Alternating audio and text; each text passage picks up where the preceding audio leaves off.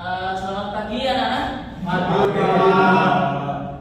Nah, sebelum memulai pelajaran pada pagi hari ini, alangkah lebih baiknya kita berdoa dulu ya.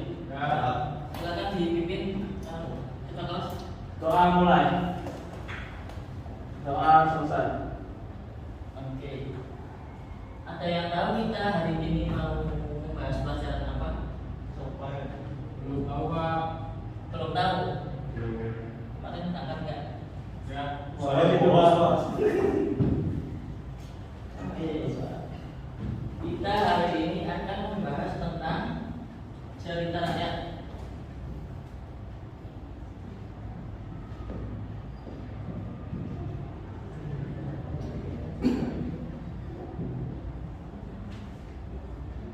Ada yang tahu cerita rakyat itu apa? Cerita dari rakyat. Cerita yang berkembang di rakyat. Mas, kamu juga cerita rakyat ya? Cerita yang berasal dari rakyat dan diceritakan secara turun-temurun. Oke, bagus. Kasih tepuk tangan buat Mas dulu. Oh iya, lupa saya belum absen ya. Siap. Ada yang berangkat hari ini? Tangan semua Pak. Hadir. Pak. Hadir semua ya? Iya. Oke. Teguh Prasetyo, Iya. Agung Nugroho, Hadir, Pak. Itu berkosa. Murdi, Hadir, Pak. selamat. Hadir. Ya, oke. Kita lanjut ke masa selanjutnya ya. Jadi cerita rakyat. Cerita rakyat adalah cerita yang entah dari turun temurun, dari mulut ke mulut, Oh, gitu, Pak. dari Mitos, berarti kan mitos itu, Pak. ya itu nanti salah satunya nanti ya. Oh. Lebih spesifiknya cerita rakyat itu adalah kisah atau cerita yang terjadi di masyarakat secara turun temurun dan disalurkan lewat tulisan-tulisan.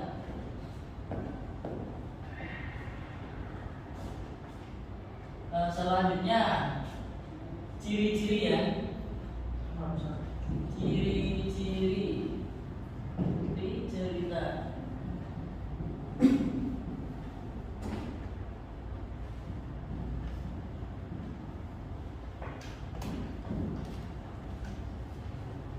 Ada yang tahu nggak cerita ciri-ciri cerita rakyat itu apa?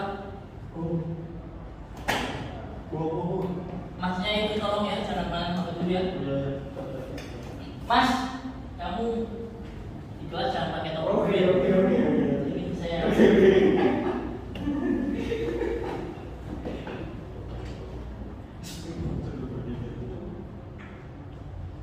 Ada yang tahu nggak?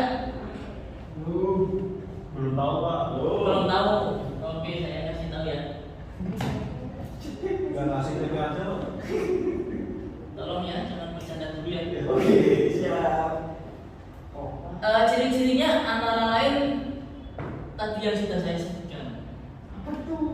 Yang pertama, Tahu, Bos.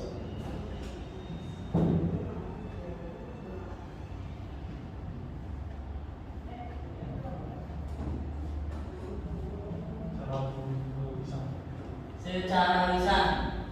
Secara lisan itu adalah sebuah obrolan cerita rakyat yang diobrolkan dari mulut ke mulut, dari tetangga.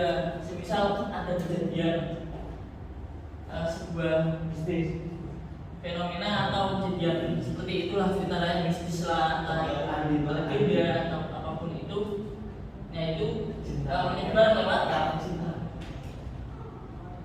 mulut. Sedangkan itu yang kedua adalah ciri-ciri yang kedua adalah tidak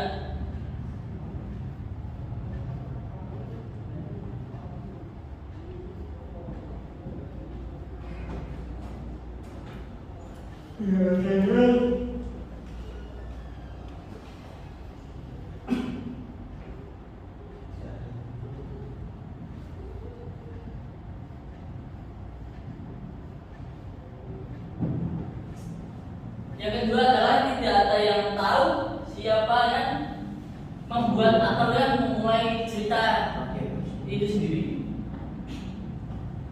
Untuk selanjutnya adalah cerita rakyat itu seringkali terjadi di masyarakat untuk menjaga nilai-nilai moral atau nilai-nilai luhur dari masyarakat itu sendiri, atau menjaga sebuah kebudayaan yang ada di masyarakat. Seperti misalnya, mungkin kita udah nggak sini ya, dari cerita yang Sandikala misalnya. Kenapa waktu ketika menjelang maghrib kita itu tidak boleh keluar rumah? Itu sebenarnya ada sebuah filosofinya. Cuman saya tidak akan membahas itu dulu. Oke, selanjutnya ada fungsi.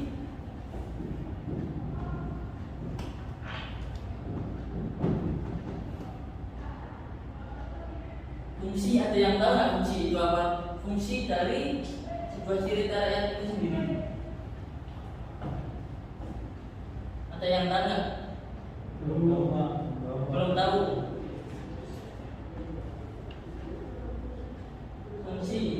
Fungsi yang pertama,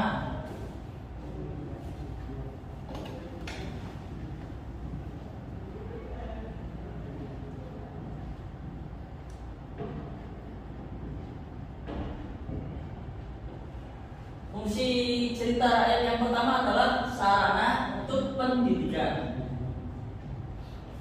Sarana untuk pendidikan adalah memberikan sebuah pesan atau amanat untuk masyarakat sendiri atau pendengar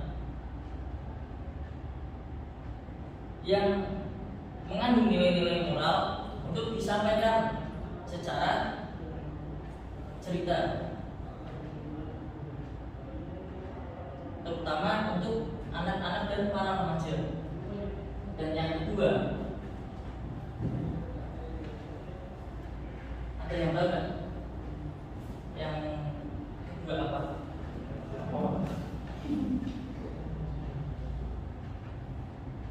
Ada yang tahu? Belum. Yang kedua adalah sarana Komunikasi. hiburan.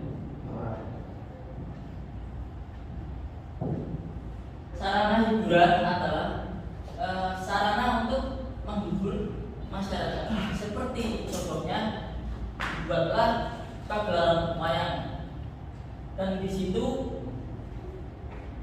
dibuat sebuah cerita yang mengandung nilai-nilai luhur untuk menjaga nilai-nilai kebudayaan dari masyarakat itu sendiri. Masnya itu jangan tidur ya.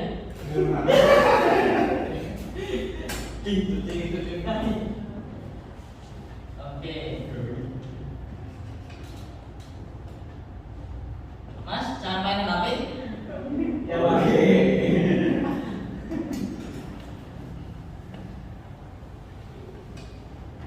Yang ketiga adalah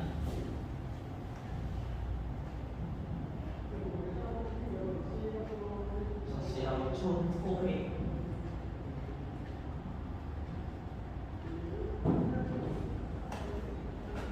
Yang ketiga adalah sosial dan budaya.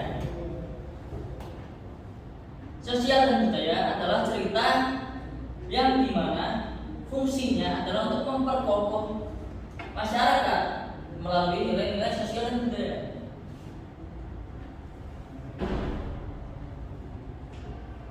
Yang menyimpan banyak ajaran etika dan Moral. ya, betul sekali, moral. Di sini saya ada sebuah Apa itu Pak? kayak gini. Permainannya Itu apa ya? nanti yang bisa saya kasih tahu. Namun sebelum kita bermain game ini, kita pergi nongkrong dulu ya. Siapa? Dan ini berangkat semua ya. Ya. Silakan saya pilihkan atau mau bagi sendiri kelompoknya? Bagi sendiri. Oke. Siapa? Ya.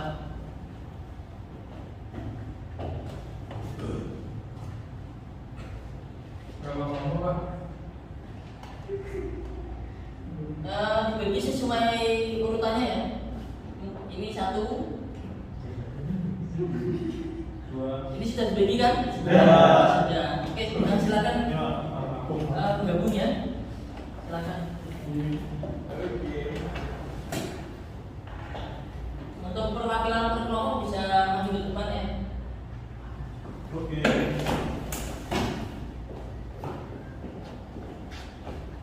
Terus gimana? Nah, di sini ada sebuah saku ya. Sebelumnya ini ada silakan.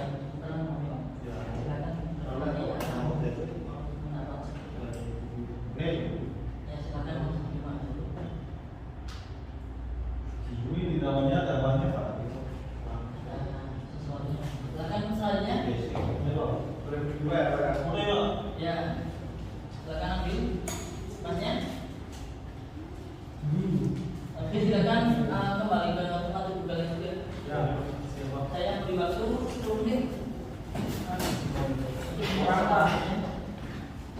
30 menit dong Pak.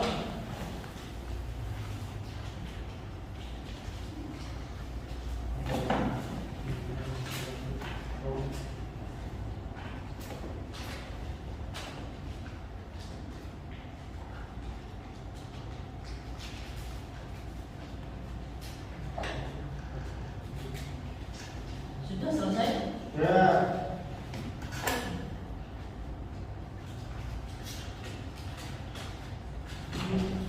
Ya, saya akan beri gambaran. Ini adalah contoh dari derivatif.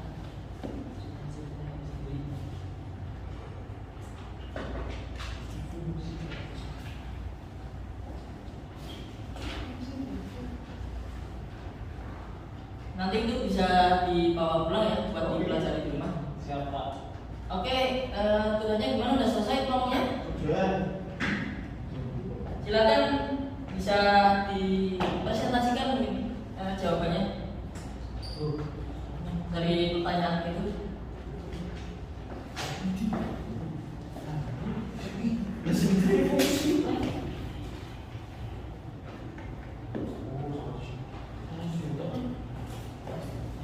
Dari sini apa ke depan?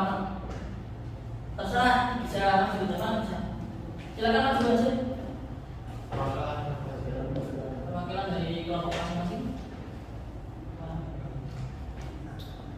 Ya, terima kasih Pak mau menyampaikan hasil presentasi dari kelompok saya, yaitu tentang pengertian cerita rakyat. Cerita rakyat dapat dipahami sebagai sebuah kisah atau cerita yang berasal dari masyarakat zaman dahulu dan berkembang secara luas dari mulut ke mulut hingga pada akhirnya dikenal secara luas. Cerita rakyat sendiri merupakan warisan budaya yang perlu dilestarikan hingga generasi selanjutnya. Namun, karena cerita rakyat disampaikan secara lisan, maka sangat sulit untuk mengetahui siapa pengarangnya.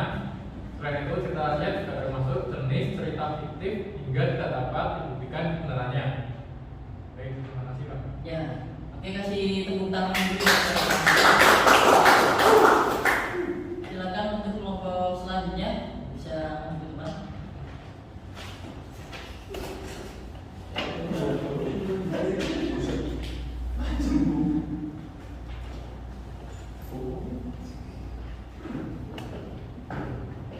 Fungsi cerita rakyat.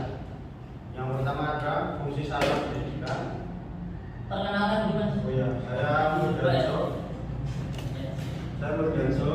Di sini saya akan membacakan hasil diskusi dari kelompok saya. Fungsi cerita rakyat untuk pendidikan adalah memberikan pesan atau amanat kepada pembaca atau pendengar. Cerita rakyat banyak mengandung nilai moral dalam kisah-kisah yang dihadirkan. Hal ini akan sangat baik untuk memberikan pembelajaran karakter kepada masyarakat, misalnya anak-anak atau para remaja. Yang kedua ada fungsi sarana hiburan. Cerita rakyat juga memiliki fungsi sebagai sarana hiburan kepada masyarakat. Banyak cerita rakyat seperti dongeng, mitos, dan legenda mengandung cerita yang menarik dan jenaka, sehingga sangat cocok sebagai sarana menghibur masyarakat. Selain itu, cerita rakyat yang memiliki nilai hiburan tetap berangkat dari pengalaman keseharian masyarakat zaman dahulu, sehingga sangat relevan dengan pengalaman hidup masyarakat saat ini. Dan yang terakhir ada fungsi sosial dan budaya.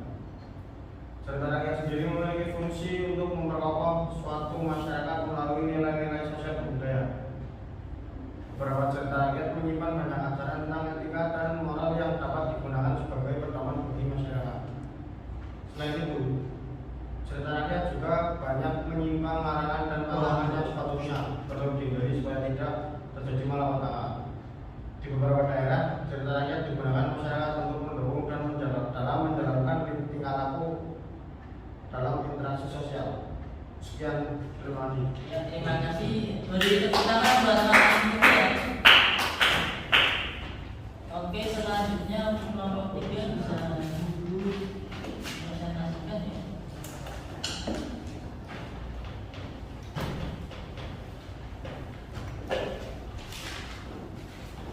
Saya Mahendra Domar, disuruh presentasikan pengertian dari cerita rakyat. Cerita rakyat adalah cerita yang diwariskan turun-temurun dari generasi menuju generasi melalui tulisan. Kedua, ciri-ciri cerita rakyat disampaikan secara turun-temurun. Kedua, tidak diketahui asal usulnya. Ketiga, bersifat tradisional atau budaya. Keempat, kaya akan nilai luhur. Oke, bagus sekali. Kasih tepuk tangan buat untuk pertemuan selanjutnya kita akan membahas tentang teks sejarah ya. Nanti sebelum saya mengakhiri, saya beri tugas dulu. Nanti saya berikan ke ketua kelas saja ya. Setelah persyaratan selesai. Mungkin karena waktunya juga sudah mepet ya. Tinggal 5 menit lagi. Sebelumnya saya meminta maaf jika ada tutur kata yang salah atau tindakan yang kurang mengenakan ya kepada kalian. Saya tutup pelajaran